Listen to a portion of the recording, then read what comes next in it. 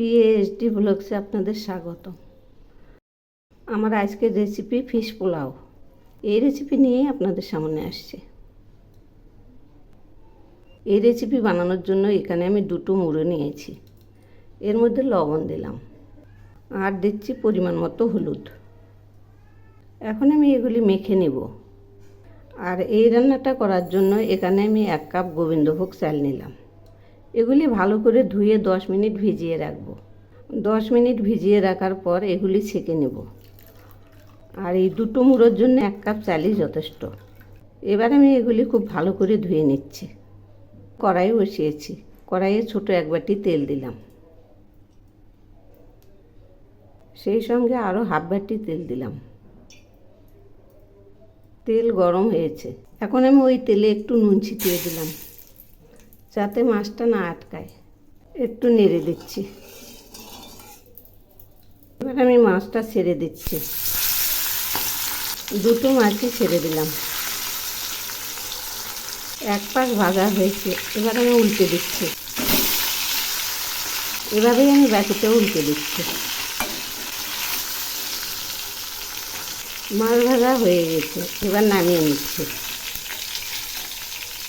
এভাবেই আমি বাকিটাও নামাবো। ওই তেলের মধ্যে আরেকটু তেল দিলাম, কারণ এই রান্নাটাতে তেল বেশিই লাগে। এখন আমি ওই তেলে 3টে পেঁয়াজ বেরেস্তা করে নিচ্ছি। এগুলি আরেকটু হবে। সব পেঁয়াজগুলো আমি রিং করে কেটে নিয়েছি। এই যে দেখুন, ভাজা হয়ে গেছে। এবার নামিয়ে নিচ্ছি।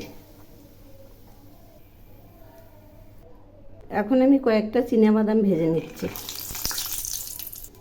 একটু নেড়ে দিচ্ছি। এগুলি ভাজা হয়ে গেছে। এখন নামিয়ে নিচ্ছি। এভাবেই আমি সবগুলো নামাবো।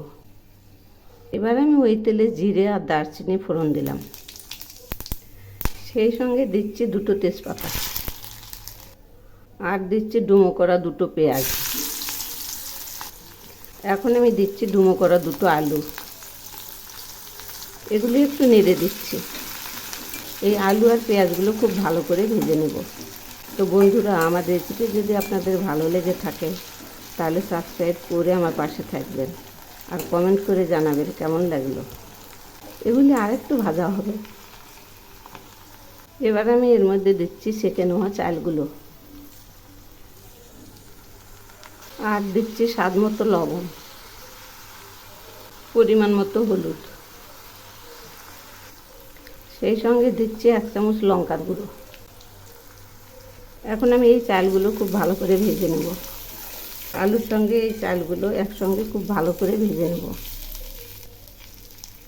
আর একটু ভাজা হবে।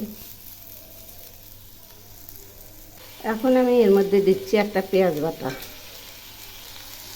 আর দিচ্ছি 1 চামচ জিরে বাটা, 1 টুকরো আদা বাটা। এবার এই মশলাগুলো খুব ভালো করে কষিয়ে নেব। তো বন্ধুরা, আমার রেসিপি যদি আপনাদের ভালো লেগে থাকে তাহলে সাবস্ক্রাইব করে আমার পাশে থাকবেন আর কমেন্ট করে জানাবেন কেমন লাগলো। এই মশলাগুলো আমি আরেকটু কষাবো, তাহলে টেস্টটা খুব ভালো হবে। মশলা কষানো কম হলে গন্ধ লাগবে। এখন মশলার একটা সুন্দর ফ্লেভার বেরিয়েছে। এগুলি ভাজা হয়ে গেছে। এখন আমি এর মধ্যে জল দিচ্ছি। 1 কাপ চালের জন্য 2 কাপ জল দিলাম। একটু নেড়ে দিচ্ছি।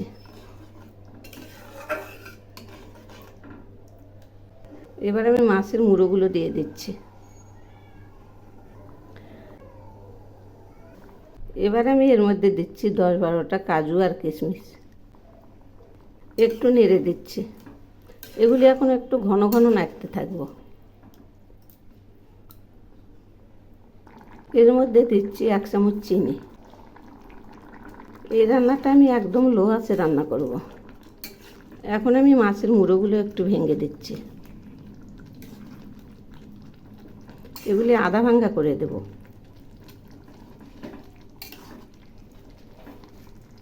এগুলি এখন ঘন ঘন নাড়তে থাকবো। এই রান্নাটা একদম ঝরঝরে হয়ে যাবে। রান্নাটা এখন প্রায় হয়ে এসছে, আরেকটু হবে।